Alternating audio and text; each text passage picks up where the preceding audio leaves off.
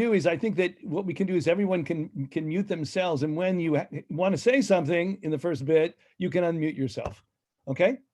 So I want to start with just the recognition of what all our experiences were around Hanukkah, and in a way, I want to claim that that Hanukkah is a holiday that's kind of like very barely understood, its roots kind of completely lost in either misinformation or the limits of an American lens.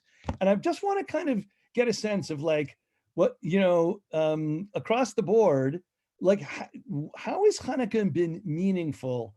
Obviously, the superficial frames of kids and presents is there, that we can talk about that too. But what has Hanukkah meant? And I just want like just a couple of words. If you want to kind of communicate, kind of do it shortly, that's great, because I want to dive into the questions at hand and to the texts. But on the foundation first of what, like the Gemara begins in Shabbos with an odd question: My Hanukkah, what's Hanukkah? That Hanukkah is a kind of quicksilver holiday.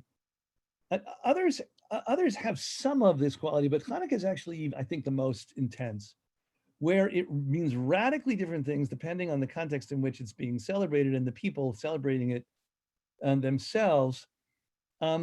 So there's an American Hanukkah, and the American Hanukkah tells the story like this. There was once a terrible king like George III, and he didn't let us have our freedom.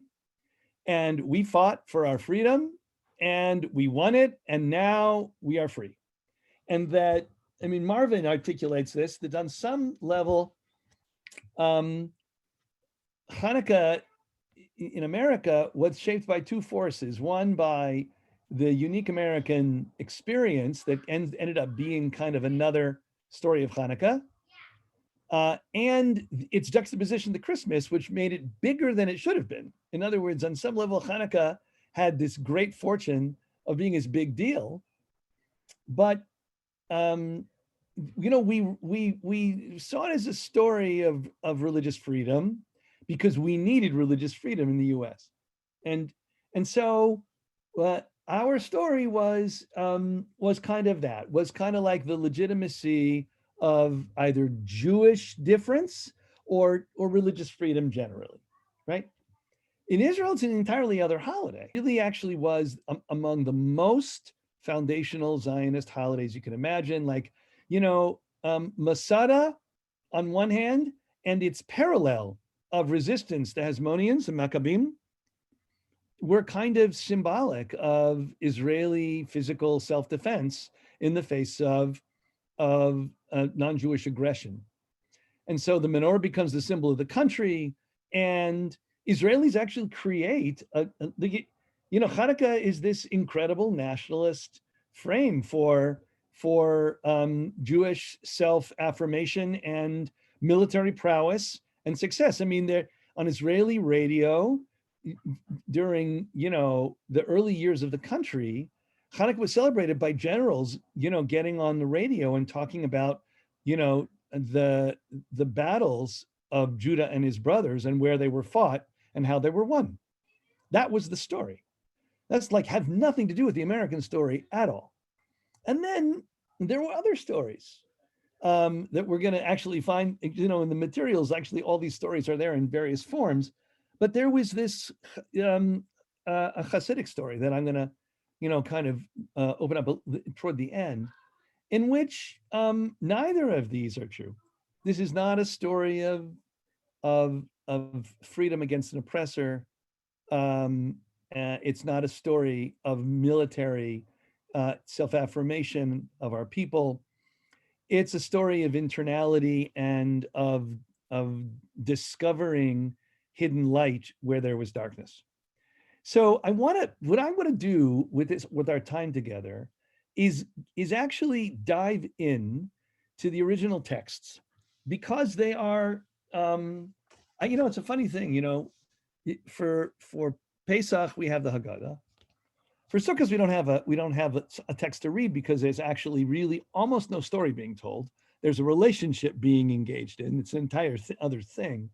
But here you have a Hanukkah. You actually have a story, But the funny thing is that there fundamentally isn't a Jewish text that we're called upon to read in some orchestrated fashion. There are records of it, and we don't know those records. We know two of them. We know the Gemara record if you're a little bit of a Talmud Chacham, or you know Alanissim.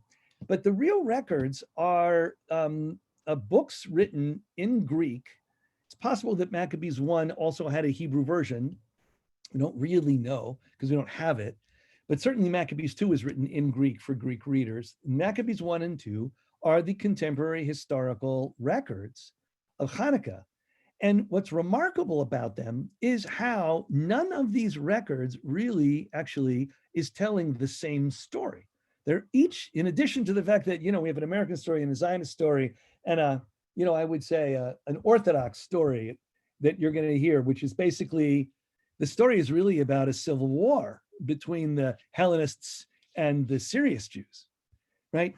And then you have this other story told by Hasidim that no, Chanukah is actually an invitation to go inward. There's many stories that are contemporary, but they were also originally in the foundation of the holidays meet. There's these different texts that construct very, very different portrayals. So the first source in the Gemara, in the Talmud, begins strangely with the word my Chanukah, which is what I said. It's an odd way to begin. There's no my Purim or my Pesach.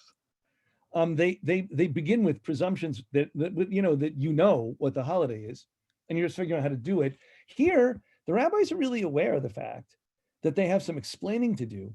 It's also one other piece of this that's really important to recognize. Chanukah is a post-biblical holiday, but unlike Purim, Chanukah has no Masechet. So I want to begin with the recognition that the rabbis, it's very likely, had a bit of distemper around Chanukah. They don't really like it that much. Chanukah was troublesome for the rabbis for reasons that will probably become clear in time. And we do celebrate it, but we celebrate a particular portrayal of Chanukah. In a certain way, there are contemporary Jews right now who are challenging Ma'usur because they find it too militaristic. Well, that's, in a way, the rabbis found the Hasmoneans troublesome. Their militarism was troublesome. And in the end, you may be familiar that as the Hasmonean dynasty moves forward, it becomes less and less a bulwark against assimilation and an effort, toward active assimilation. And so the rabbis were troubled by the Hasmonean dynasty. And so they couldn't fight Chanukah, but it was a national holiday among the people, and therefore it needed to be included. And so I want to go through the sources to kind of tease out the problems of Chanukah. And then there are a couple of interesting problems of Chanukah that lend themselves to sharing what I call a bit of a secret. So my Chanukah, what's Chanukah? B'Kafhei Kislev, in the bottom of the page, but Kafhei Kislev, in the 25th of Kislev, Yom Chanukah, Tamanya, Inun, there are 8 days of Chanukah. Delo misped behon, delo nitana behon. You can't do a hesped and you can't fast in them. And that's directly from Megillat Ta'anit, a very early first century rabbinic text.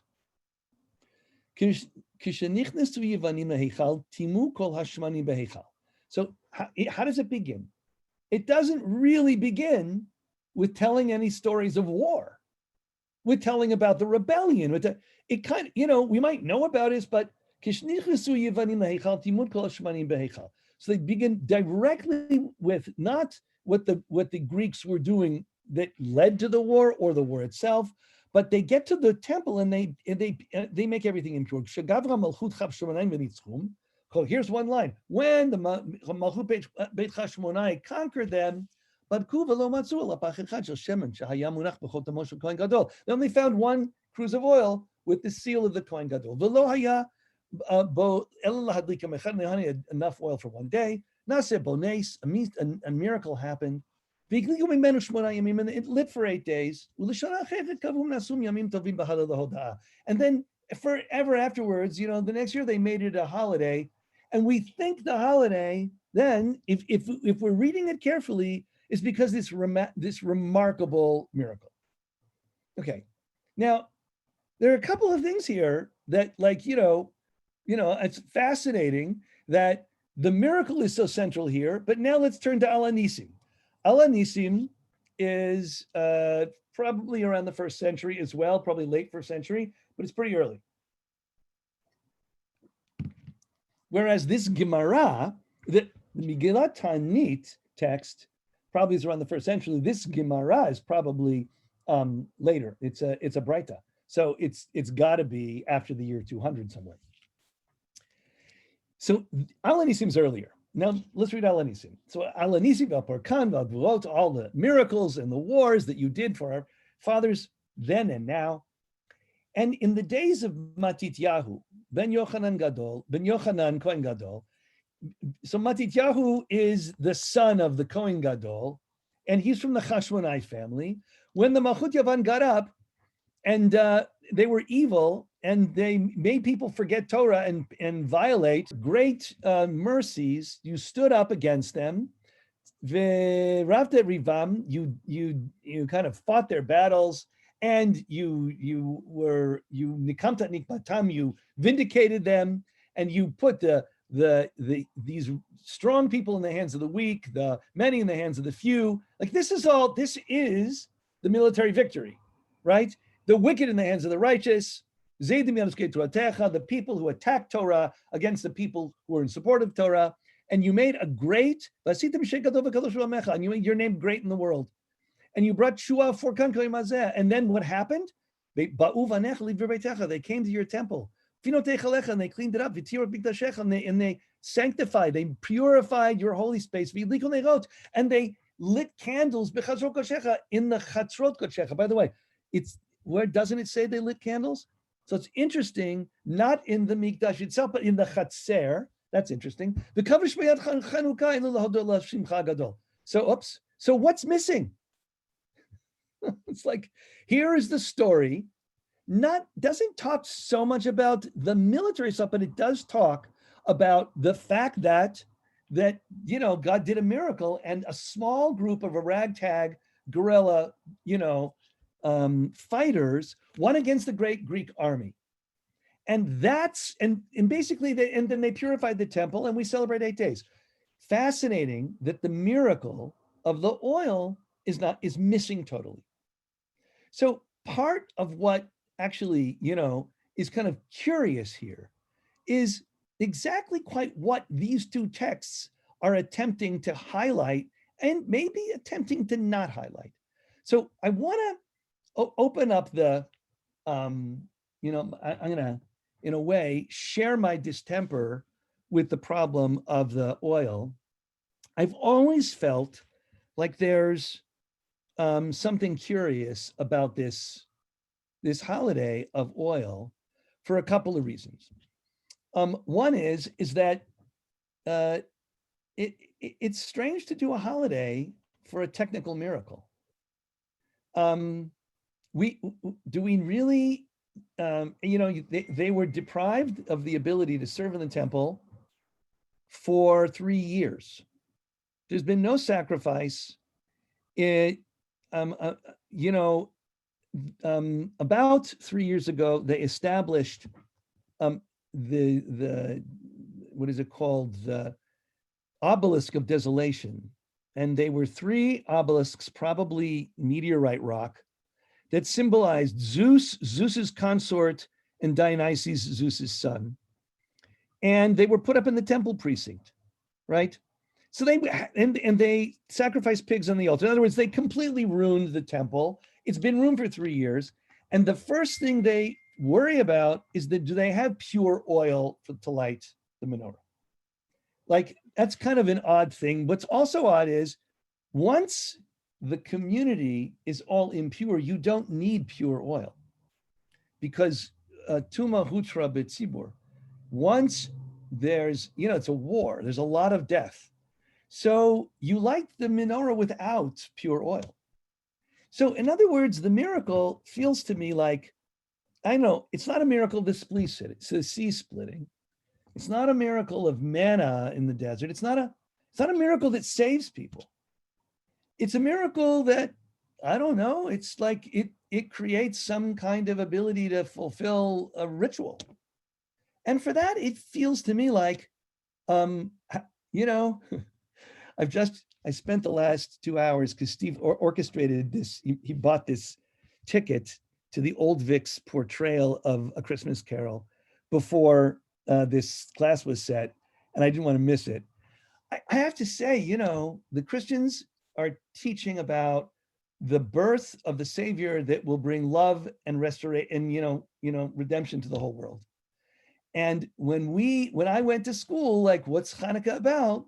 Oh, they didn't have enough oil, so a miracle happened. In other words, it does feel like there's something strange about this miracle being so centrally important in the framework of the rest of the significance of Jewish thought and ideas and holiday celebrations. So I want to put that problem aside for a minute, but I want to kind of address the larger question, which I think these two texts touch upon but do not address, and that is, how did it happen that the Jews ended up in this circumstance, and how do we portray the fight? Let's say that the oil is not what's central. What's central is the Hasmonean victory. And then if that's the case, understanding the Hasmonean victory, understanding what it's about, what are we celebrating, is kind of important. So I want to go through a handful of texts fairly quickly because we don't have time, but I think that they're worthwhile. Somebody ought to make a Chanukah Haggadah where it goes through texts from Maccabees 1 and perhaps some of Maccabees 2 every day of Hanukkah so that you get a feel for walking through the history. So follow me, and we're going to go through at least some of it. The book of Maccabees begins. It's written, by the way, by a Hasmonean scribe, probably, in the late reign of probably after the Maccabee victories that finally secured real full power, which was about 24 years after the Hanukkah miracle, the Hanukkah story. So it was probably not till probably then, so probably 20 to 50 years after the event, but still within the context of knowing what happened in the event. It describes Alexander and how he conquered the world, and then he died 12 years after he made this huge conquest, and his generals divide up the world, and his Antiochus the third ends up becoming the Seleucid king, and then his son ultimately, Antiochus the fourth Epiphanes, he becomes the ruler of the Palestine of what's called Israel. He first spends time as a hostage in Rome, which is an interesting phenomenon having to do with exactly kind of how the Romans and the Greeks were struggling with power. In the end, he may have learned how to do conquest in a Roman frame rather than a Greek frame, and the Romans were far more brutal.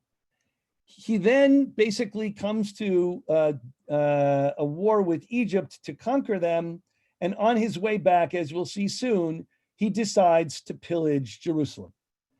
Before the author gets to Antiochus IV's, Antiochus Epiphanes' destructive frame toward Israel, it then he adds here that actually it wasn't really Antiochus IV that should hold all the blame. At that time, lawless men arose in Israel and seduced many with their plea, "Come, let us make a covenant with the Gentiles all around us, because ever since we have kept ourselves separated from them, we have suffered many evils."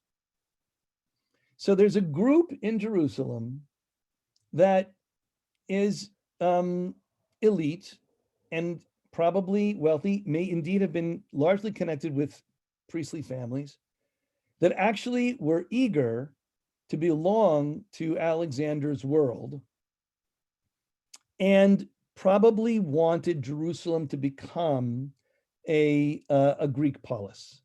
And there were rules for a Greek polis. You had to have, a gymnasium. You had to have, certain educational institutions to educate people how to behave properly, and schools of philosophy. And there's a whole array of things that, demands upon you in order to become a proper Greek polis. And if you did, you got benefits that were tax benefits and economic benefits. The plea got so favorable reception that some people took it upon themselves to apply to the king and grant them liberty to follow the practices of the Gentiles. They built a gymnasium in Jerusalem according to the customs of the Gentiles, and underwent operations to disguise their circumcision, rebelling against the sacred covenant, and they joined themselves to the Gentiles and became willing slaves to evil doing. So the Maccabees 1 already portrays a different story than we might have grown up with, thinking that actually the real problem is George III. The real problem is the oppressor. Actually, this text is opening up, and Maccabees 2 opens up even further to the possibility that it was really a mixture of, Assyrian Greek desire to manage problematic Israelites, and the desire of some to be part of the new world being born by Alexander's cosmopolitan framework, almost Western desire for everyone to share in a kind of Greco-Roman celebration of identity that allowed for moderate distinctions between peoples, but nonetheless significant foundations in Greco-Roman identity.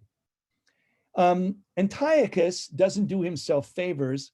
He loots the temple, as I said, in return from his trip to Egypt. And this actually turns the tide in the populace strongly against him, particularly those with strong connections to the temple. He stripped up the cornices. He's a looter. He looted the coins. He took treasures from the temple. It appears that he took the candelabrum, the menorah, right? And then he begins to force people to violate the laws of their fathers. The king wrote to his kingdom for all to become one people and for each to abandon his own customs. All the Gentiles agreed to the terms of the king. The many Israelites accepted his religion and sacrificed to idols and violated the Sabbath. And so this is a story in which basically Antiochus appears as the oppressor that you largely celebrate him as the one who attempted to destroy the Jewish people, not specifically physically, but spiritually. In other words, the idea is there's no attempt here, it appears, to conquer Israel in the sense of destruction. The intent is to make them more to fit into the Greco-Roman world. The real question is whether or not there were Jews who were part of this effort. Indeed, it appears that there were. What is, phenomenal, of course, in this story, and there's not enough time to articulate and to go through all the texts, but what I want to do is demonstrate that the responses of the Jewish community probably were multiple. There were some who wanted the king to actually impose this. There were some who wanted identification with Greco-Roman ideals while holding on to Jewish identity. And if you'll notice, take a look here. Even Mattathias, take a look at the sons' names. Mattathias had 5 sons here. John, named Gadi. Simon, named Thassi, right? Shimon is Thassi. Judas is Maccabeus. Elazar is Oran. Yochanan is Aphus. In other words, even our heroes are calling themselves Greek names in the book. The book is comfortable describing them as such. Nonetheless, when Mattathias experiences the imposed cult, particularly when it comes finally to Modi'in, he leaves Jerusalem because he cannot bear to see Jerusalem being profaned. And then the king brings the cult, the pagan cult, to the outskirts. And in Maccabees 1, chapter 2, he forces apostasy in the town of Modi'in. And he turns to Mattathias, who's there as he set up an altar. You are a respected and distinguished leader of the town, supported by sons and kinsmen. Be the first to come forward and obey the king, obey the command of the king, as all the Gentiles have done. And Mattathias says, if all the Gentiles of the king's rule listen to his order and depart from the religion of their fathers, I and my sons will follow the covenant of our fathers. Far be it from us to desert the Torah and the laws, we shall not listen. When he finished his words, a Jewish man came forward in the sight of all to offer sacrifice upon the altar at Modi'in in accordance with the king's decree. When Mattathias saw this, he was filled with zeal and trembled with rage. And as was fitting, he ran and slew him upon the altar. At the same time, he killed the king's officials in the charge of enforcing the sacrifices. He destroyed the altar. He acted zealously for the sake of Torah, as Pinchas did against Zimri, the son of Shalom. So here you have the portrayal of someone that reminds us of the zealots of the year 70, who insists upon fighting to the death, and and for good reason.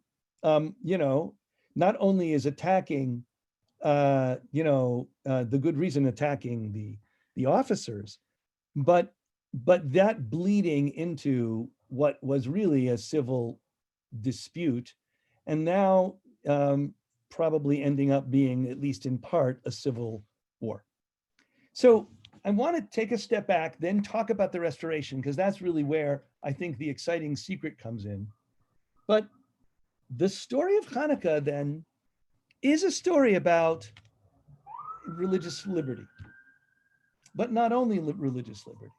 It is a story about Zionists, people who want to live on their land, resisting the military control of another. Like, the Zionist American stories are actually true. But what's really interesting as well is this other story is also true, which is this is a story about Hellenizers and radical, religious observers who refuse to be assimilated, who want to remain radically different from the world. And so when we encounter this story kind of fits very well if you're, a rather traditional Orthodox Jew, and you see that the real problem is assimilation. That's the real problem. And indeed, Chanukah isn't taught like this, except in more right-wing Orthodox spaces, where Chanukah is indeed the holiday that is, a kind of cautionary tale to what happens when you start accepting speaking Greek, dressing Greek, going to gymnasiums, and learning philosophy. And so I'm going to put this frame in because I think actually it's remarkable to me that everybody chooses the story that fits them. The question that I think, and I'm running out of time, I realize this takes longer to kind of set up than to deliver. But I want to talk to you about what I feel is the secret. And that is this. I'm gonna explain it in the following way. It turns out, let me just take this off for a second and stopping the share. Let me see here. I can leave this here. This is good. Okay. So what we've discovered is that the battle happens, and Mattathias dies, but Judah takes up the cause, and he actually routs Nicanor. The king is frustrated and sends Lysias, the co-regent, his young son's kind of caretaker, to fight the battle. Lysias is also not successful. And then the Hellenizers, worried that this guerrilla ragtag is going to win, and they are going to be in trouble because their protectors are the Hasmonean, or the Syrians. They don't want the Syrians to be utterly defeated, because it doesn't, they kind of want a more, they'd like a rapprochement. So they send a messenger to Lysias asking for the end of the war. If Lysias will go, then they will pay their tribute, but the temple has to be purified and remained in Jewish hands. And if they do that, then the war will be over, and there will be, religious freedom for the Jews, but there won't be an absolute rebellion. And Lysias turns to the co-regent and he agrees, which is interesting enough because in April of that year, in 167, Megillat Tanit describes a holiday, which was a holiday in celebration of the terms of agreement with Lysias that liberated the temple. That holiday is not remembered. The temple was liberated essentially in April of that year. And that's exactly when this happens. Judas and his brothers said, now that our enemies have defeated, let's go purify the sanctuary and restore it. So they went up, and then they saw the temple and they tore their garments, and they, so there were still a few fighters that he needed to, in the Akra, in the palace, that he needed to make sure were routed, but otherwise they were going to basically clean up the temple. And they took the loathsome, the stones of the loathsome structure, they removed them. They removed the altar that had been used for pigs. They dismantled the altar, right? And then what did they do? They set up the temple, they set up the loaves. All this stuff is done. And they dedicated, now take a look. They rose early on the morning of the 25th day, the 9th of the month of Kislev. And in the year 148, they brought a sacrifice according to the Torah on the altar that had been profaned. They dedicated with sounds of harps and cymbals. They thanked heaven. They celebrated the altar in 8 days with burning offerings and peace offerings and thanksgiving, right? And joy. Now, what's interesting here is the problem that we know that this text is not reflecting the actual history, because they won the war and the battle was won in April. Why is Judah waiting to do this in Kislev? It's December. And so here's what basically historians say, which I think is kind of fascinating, is they claim the following. They claim that there were pietists inside the community that were waiting for a sign from God that it was okay to do this, that the restoration of the temple was approved by God. And, the Hasmoneans were priests, and priests shouldn't be kings. And so there was a lot of conflict about the Hasmonean, battle. And so even pietists who were very happy to get the temple back were unsure of what to do, and there was nervousness. So they decided to wait until Sukkot. Why? Because Sukkot is when the temple was originally dedicated by Solomon. So they waited for the miracle to happen, for fire to come down from heaven, and it didn't come down. So then what happens? So Jonathan Goldstein says, well, then they said, you know what? We haven't intercalated the year for a bunch of years. So you know what? It's not in Tishrei. Maybe like Tishrei is not Tishrei. And so Cheshvan is really Tishrei. So let's celebrate this dedication ceremony of the temple in Cheshvan. They waited in Cheshvan for the miracle to happen. It was prophesied in Daniel that a miracle would happen and fire would come down from heaven. They thought that prophecy in Daniel would apply to them. Didn't happen. So finally, what do? He's kind of like struggling. What does he do? That he decides that he can remove those the old altar And he does do that in Kislev. And he decides he can remove the terrible stones, but he's not ready to build and dedicate a new altar because he's being withheld. But the search for a miracle now is so intense, the desire for that.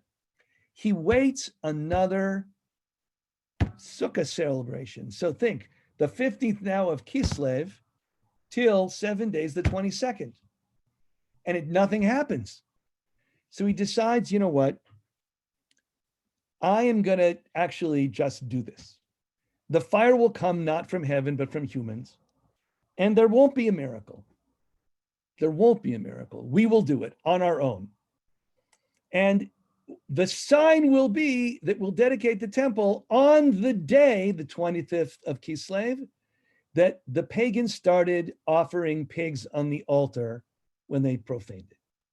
And so the 25th of Kislev turns out to be significant for him because he's using the memory of the people of when the temple was profaned to hold a place for how God is not entering into history with miracles anymore, not those kinds of miracles, and instead celebrates an 8-day, why 8-day holiday? By the way, you should know that in the second book of Maccabees, Chanukah is not called Chanukah, it's called Sukkot B'Kislev. So here you have the reason it's 8 days. The reason it's 8 days is Chanukah is Sukkot, this dedication ceremony that Solomon does, is a 7-day holiday plus Shmini Atzeret. It's 8 days. And so there it provides you with a portrayal of how Chanukah becomes an 8-day holiday. Why does it focus on light? Well, it likely focuses on light in part, according to Yol Ben Nun, because the oil gathering and harvesting season ends at Chanukah. Like Chanukah is the time of olive oil, like agriculturally. Moreover, it's the only ceremony that you can do outside the temple that's a temple ceremony. You can light candles anywhere. And so the holiday of Chanukah becomes this. It becomes not just a holiday about religious freedom. It's also a holiday about, like the religious freedom in the diaspora, like all religious freedoms. Like in a way you could claim that the American version of Hanukkah is actually played out in the toleration of all religious traditions and making them all okay. Like that is not unrelated to this holiday. But of course, if you look at the story, it's also about, defenders of the land, protecting them against invaders. And it is also about how dangerous it can be to follow a path of assimilation that can end up into spiritual self-destruction. And lastly, it's about how when you're a leader, you may not be able to wait for miracles, and you might need to learn that you are participating with the divine in shaping a new format for understanding how God works in history. God doesn't work in history with overt miracles. The winning of a battle is a miracle, it's enough. You don't need any more miracles than that. And therefore, it shifts the frame to a more celebratory cultural frame that actually is, really kind of living, and one that is more human than divine. In a way, it mitigates against the notion that we are worried about the divine miracles, but instead seeking miracles that are in front of our eyes, finding what happens is miraculous. And I want to end with that. Here we go into, let's see which text is, yes, there it is. So this is one of my favorite Hasidic texts of all time. It's the Sfat Emet. And he writes about the Hanukkah candles because he finds in a verse in Proverbs that the following pasuk, a lamp of the Lord, Ner Hashem Nishmat Adam, the lamp of, or a candle of the Lord is the soul of man, seeking out all the innards chambers. The Gemara notes that the searching requires a candle. We know this from Pesach, right? One candle from another. I will seek out Jerusalem with candles. And here's what the Sfat Emet of Aryeh Leib of Ger says. The sanctuary and the temple are found in every one of Israel. I will dwell within them. So the rebuilding of the temple, like that's a really interesting portrayal, of course, right? Is that, there are people in Israel who actually really want to build a real temple, right? And they may think of themselves as Hasmoneans. And then many of us would say, no, actually, that sort of temple is no longer necessary to build, right? So the message of Chanukah could actually go in both directions. No, don't build those kinds of temples anymore. That is not the message. The message is something else. Well, here, the Hasidic tradition goes even deeper and says, actually, the temple is inside each one of us. We are all temple. And when the temple was standing, it was clear that the life energy came from God. But, now that the indwelling has been inside of us, and it's inside of us, we search it out with candles, and we discover inside ourselves the Pintel Yid inside us through the candles of Chanukah. This season, when miraculous lights were for Israel, even though they did not have enough oil, there remains a light within us.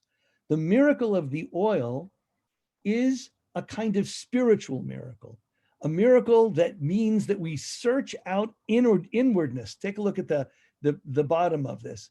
By the power of inwardness and internality, this is like the opposite of kind of a Zionist read, and the lack of political meaning of the American read, right? Or the social meaning of the American read. It is this deep inwardness of, looking at the candles and feeling like there's spiritual possibilities of light in darkness that you have to look for. A person must always measure himself, listen to this last line, as if there was a holy being dwelling inside his body. And of a person who conducts himself in this way, let me make them a sanctuary and I will dwell within them. So Chanukah then, for the Hasidim, and there's more to this, there's a bunch more beautiful Hasidic texts that address this question that we don't have time for anymore. That Chanukah plays a role in managing multiple frames of the reality of being Jewish today. It addresses the Zionist questions. It addresses the American questions of religious freedom. It addresses the challenge of being a Jew in a culture where assimilation is a real challenge. How do we remain Jewish and go to the gymnasium? And lastly, it opens up the possibility of staring into the light and turning inward and asking ourselves, where is the rededication to our inner spirit, the inner temple inside of us, and how do we rekindle it? Has it gone dark? So I offer this as just like a multiple frame for reimagining Chanukah. The rabbis were not comfortable with the militaristic Chanukah, so they recreated it as a different holiday. The Hasidim were not comfortable alone with the rabbinic holiday. So I ask us, what Chanukah could we celebrate? And I'm wondering if this Chanukah that we celebrate now, that mimics Christmas, is deeply problematic in so many ways, because it fails to accomplish in Israel, Chanukah still accomplishes the Zionist story. But the question is, does Chanukah accomplish in America? Like, how do we revive its depth is the question, because as we all know, it's incredibly warm and familial, and it's easy. You light a candle and sing a song and play a dreidel, but might there be some deeper meanings, even some secrets of Chanukah, that we ought to revive for our moment? So with that, I'll open it up to comment, thought, question? I see that there's a couple of questions here. Let me see if I can address them.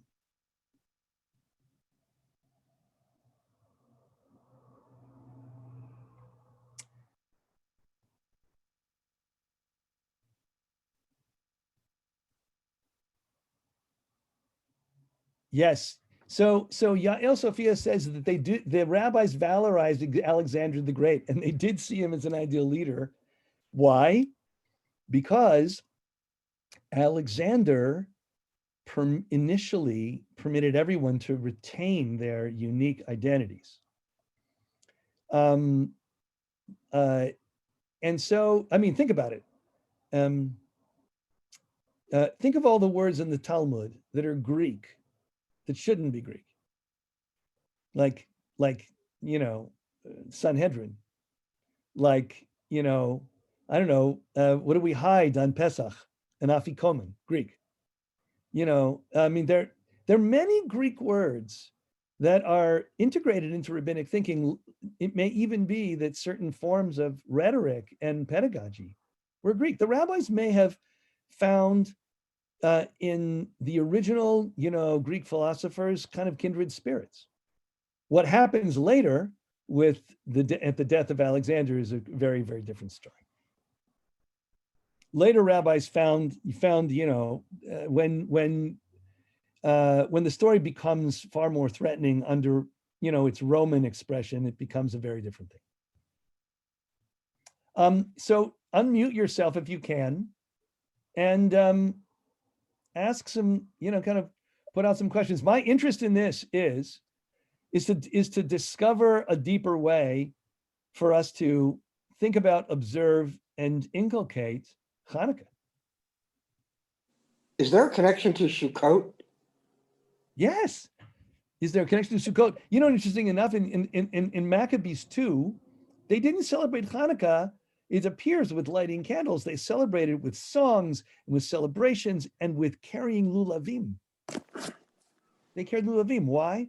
The lulav, if you look at coins from the Hasmonean period, the lulav is the symbol of Judea. Why? Because lulavim really didn't grow most anywhere else. The date palm is a Palestinian plant, and therefore it was a symbol of Judean identity, right? So that, and I would say that Sukkot, it's an interesting question you're asking more deeply, is why does the rededication of the temple that Solomon does, why does it happen on Sukkot? In part, that's it's a really interesting question about, it could be that Rosh Hashanah, Yom Kippur, and Sukkot, they are kind of like formative frames that orchestrate the holy in a way that ends with building a tabernacle. So might it be that Sukkot is also similar to Hanukkah? It's a way to take the temple out of the temple, and that's already biblical. It's a way to take like the domicile of God and the Jewish people together, right? That's the sukkah. That's the sukkah, right? So the symbol of the Jewish people, lighting a menorah outside the temple is Hanukkah. So it's not surprising that Hanukkah is called Sukkot B'Kislev.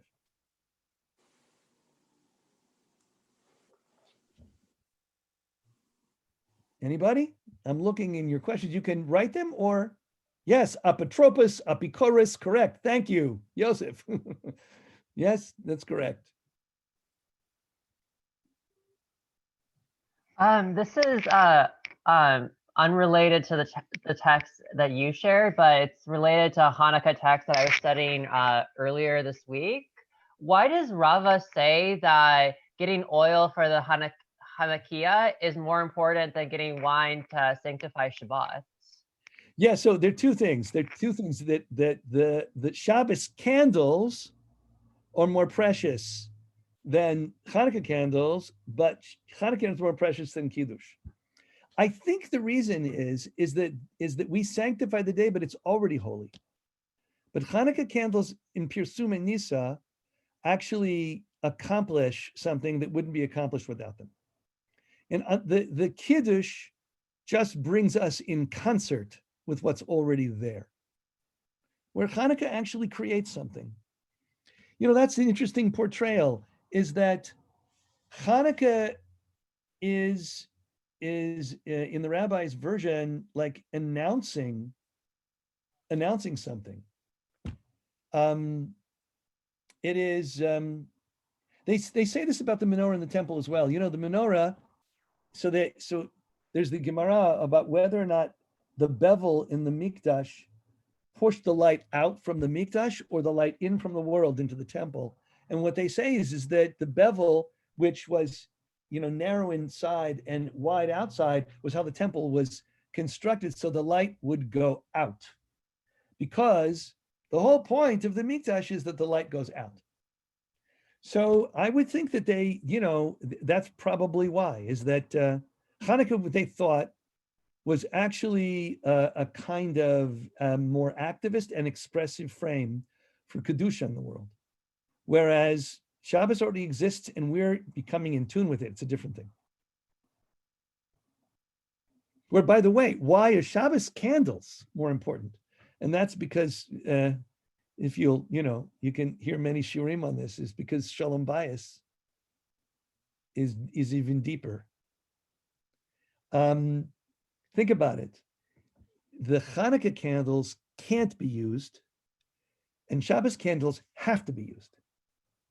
Shabbos candles have to light up the space so you can see each other. Hanukkah candles cannot light up the space so you can see each other. Their purpose is to shine out toward the world, and therefore you can't use them for your purposes. In fact, it's kind of like a sancta. If you bring oil or wine or a sacrifice to the temple, you can't use it. You can't even lean on a sacrifice. Why? It's not yours. So the only thing that's like that, or among the few things that are like that, is Hanukkah candles. You can't use them. They're sancta. Why? They are sancta that the temple still exists, lighting up the world.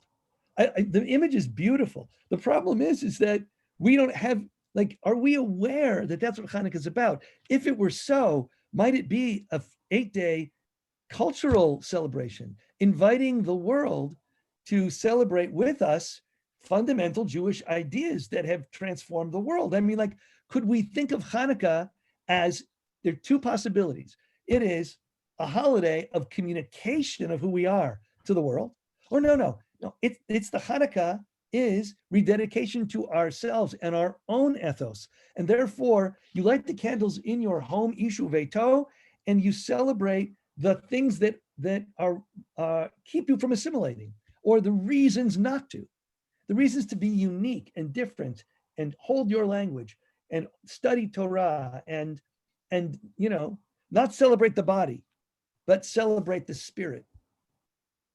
Right?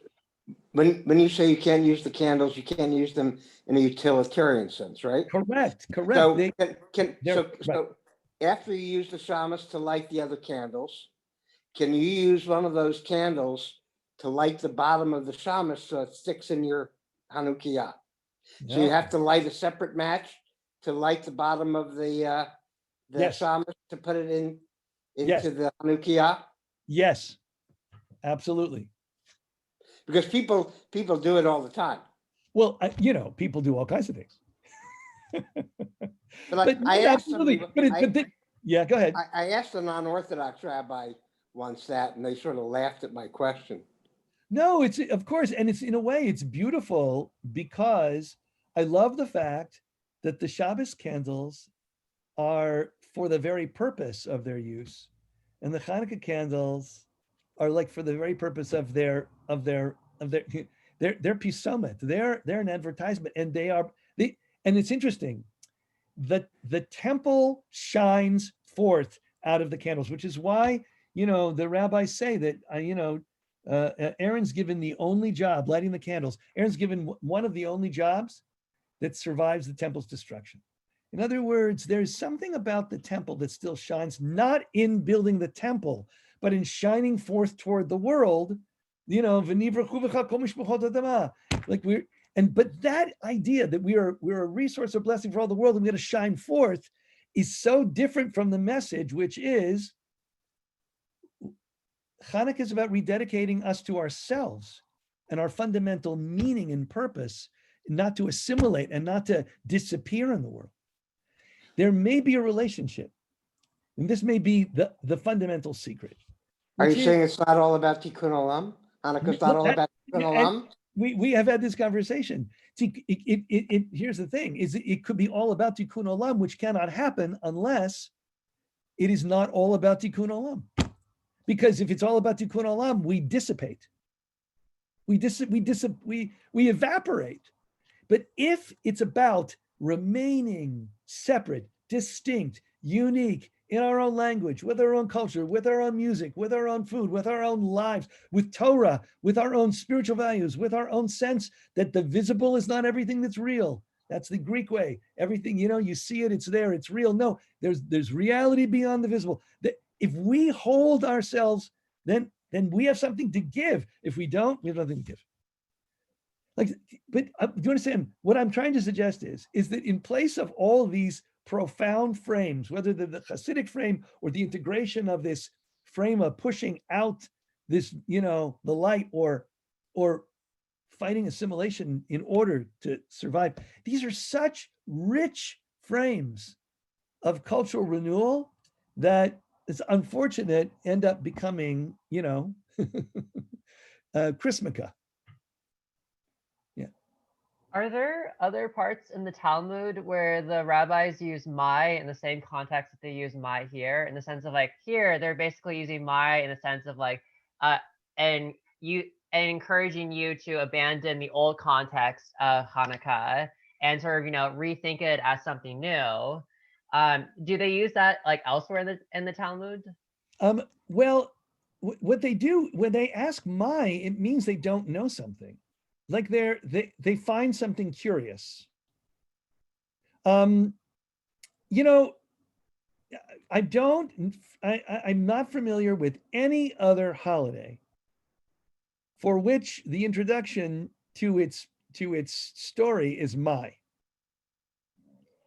That's because all of the others have biblical foundations. You don't need to ask it. But here, there really is no biblical text. So the thing though is that I'm incredibly skeptical of the notion that they don't know what Hanukkah is because they explicitly changed it from it being a militarist celebration before to being the celebration of the miracle of the oil. I'm sure they were quite aware of the context of the holiday. It doesn't seem so much of that they don't know. It's that they're encouraging us to drop the old meaning and find something new. They're encouraging us to wrestle. That may be true, but what I'm saying to you though is that they're asking the question because it's fraught.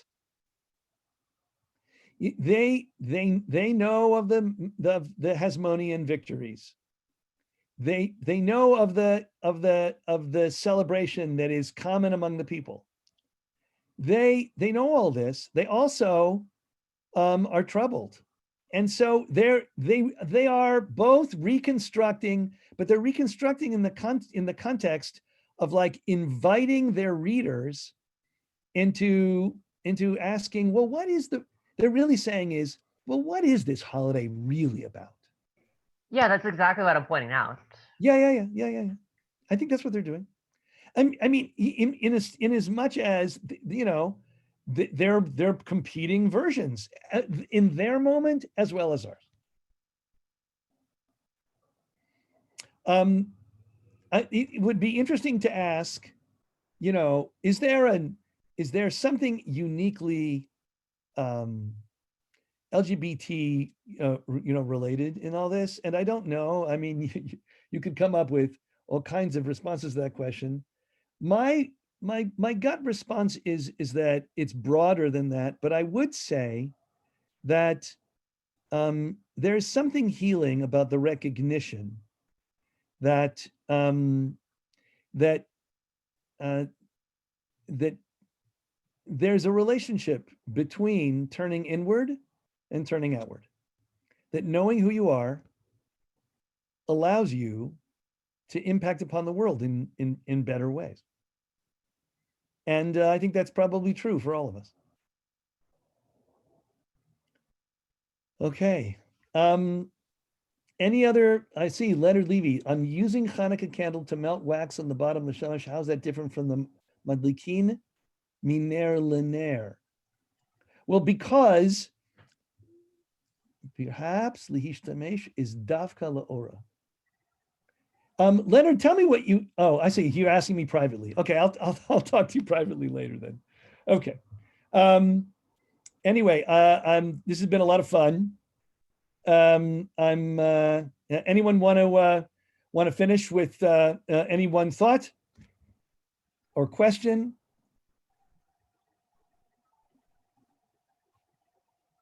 Thank you so much, Rabbi Greenberg. I have to sign off. Thank you very much. Thank you, Madar. Thank you, everybody else. I'm happy that we were able to get together, and you feel free to email me. Chanukah Sameach. Chanukah Sameach to you too. Okay.